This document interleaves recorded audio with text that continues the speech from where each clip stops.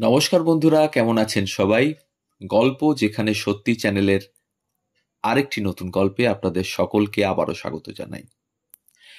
আমাদের চ্যানেলে একটু বৈচিত্র্য আনতে এখন থেকে কিছু কিছু নতুন কণ্ঠে আপনারা গল্পগুলো শুনবেন আর শুনে বলবেন কেমন লাগছে আমাদের গল্পগুলো। সবাইকে জানাই শুভ শারদীয়ার আন্তরিক প্রীতি শুভেচ্ছা এবং অভিনন্দন। 2025 সালের শারদ উৎসব শুরু হয়ে গেছে, তাই এখন থেকে প্রত্যেক দিন কিছু না কিছু শারদ উৎসব নিয়ে আমাদের গল্প থাকবে আমাদের চ্যানেলে, গল্প যেখানে সত্যি। এবং আমরা চেষ্টা করছি প্রতিদিন কোনো না কোনো দুর্গার কণ্ঠে আপনাদের কাছে গল্পগুলো যাতে পৌঁছয় সেটা চেষ্টা করছি। তাই প্রথমেই বলে রাখি, আমাদের চ্যানেলে নতুন হলে অবশ্যই আমাদের চ্যানেলটিকে সাবস্ক্রাইব করে পাশে থাকবেন, বেল আইকনটিকে প্রেস করে নেবেন পরবর্তী গল্প যাতে খুব সহজে আপনাদের কাছে পৌঁছে যায় তার জন্য। আর আমাদের গল্পগুলো যদি ভালো লাগে তাহলে অবশ্যই একটু কাছের মানুষদের সাথে শেয়ার করবেন আমাদের গল্পগুলো, আর অবশ্যই কমেন্ট করে জানাবেন কেমন লাগছে আমাদের গল্পগুলো। সবাই ভালো থাকুন আর শুনতে থাকুন গল্প যেখানে সত্যি। নতুন গল্প নিয়ে আমরা আসছি প্রতিদিন। 1182 বঙ্গাব্দ, 1775 সাল। ঘেমে নিয়ে মাঠ ভেঙে হেঁটে চলেছেন ধর্মদাস লাহা। চুঁচুড়ার আদালতে তাদের মামলা উঠেছে। জমি জমা সংক্রান্ত মামলার আজকেই অন্তিম দিন। রায় যদি বিপক্ষে যায় পথে বসবেন তিনি। চুঁচুড়ায় পৌঁছে একটি গাছের তলায় একটু বসলেন প্রবৃদ্ধ মানুষটি। দুশ্চিন্তা ক্লান্ত নির্ঘুম চোখ বুজে আসে না চাইতেও। আর তখনই সেই অদ্ভুত স্বপ্নটা দেখলেন তিনি। এক ছোট্ট বালিকা যেন সেই গাছতলায় এসে দাঁড়িয়েছে, বলছে, মামলা তো তুই জিতে যাবি, তারপরে কি করবি?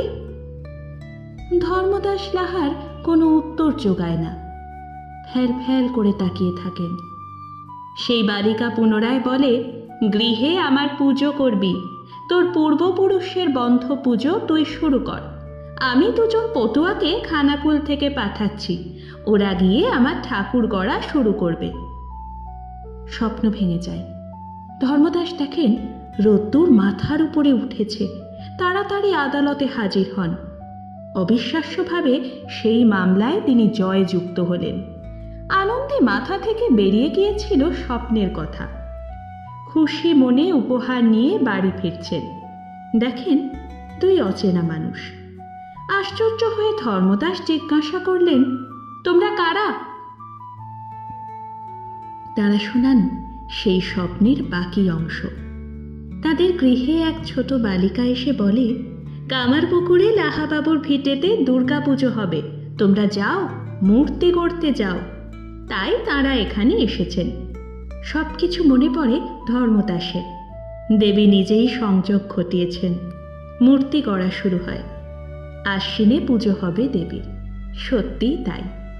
আনুমানিক 450 বছর আগে শ্রী জগন্নাথ লাহা ওই দুর্গাপুজো প্রথম চালু করেন।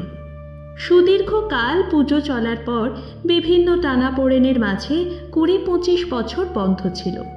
তাইতেই দেবী কুপিতা হয়েছিলেন। দেবীর স্বপ্নাদেশে পুনরায় চালু হলো পুজো। পুজো তো শুরু হলো, কিন্তু ধর্মদাস পড়লেন মহা আতান্তরে। দুর্গাপুজোয় বলি প্রথা আছে। তিনি ঘোর বৈষ্ণব, কিভাবে বলি প্রথা সমাধা করবেন? অনেক ভেবে চিন্তে রওনা হলেন মেদিনীপুরে, গুরুর কাছে। গোসাই গুরু যদি পথ দেখান, তাহলে গুরু প্রদর্শিত পথেই তিনি অগ্রসর হবেন। পথে পড়ল সাতপেড়িয়ার মস্ত খাল। সেই খাল পেরোনোর জন্য দাঁড়িয়ে আছেন। দেখা হলো এক বৃদ্ধার সঙ্গে। বৃদ্ধার সঙ্গে এ কথা সে কথায় আলাপ জমে উঠল।